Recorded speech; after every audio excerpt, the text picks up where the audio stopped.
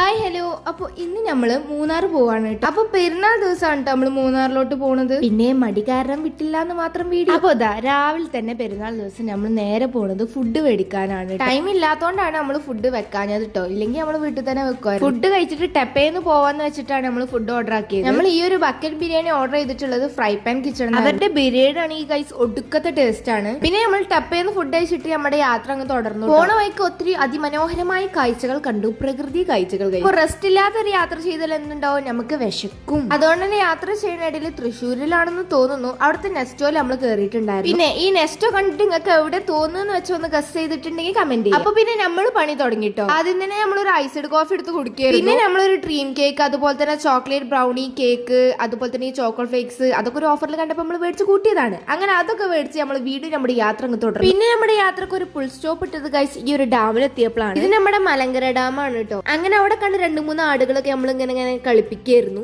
ഞാനല്ല, ഇപ്പയാണ് കളിപ്പിക്കുന്നത്. അങ്ങനെ അവിടുത്തെ ആടുകളൊക്കെ കളിപ്പിച്ച് നമ്മൾ നേരെ പിന്നെ നമ്മുടെ യാത്ര അങ്ങ് തുടർന്നു കേട്ടോ. പോകുന്ന വഴിക്ക് കുറെ കൈതച്ചക്കയുടെ തോട്ടം കാര്യങ്ങളൊക്കെ കണ്ടു. അപ്പൊ ഇനി ബാക്കി നമ്മുടെ അടുത്ത വീഡിയോയിൽ ഇട്ടോ. അപ്പൊ ബൈ.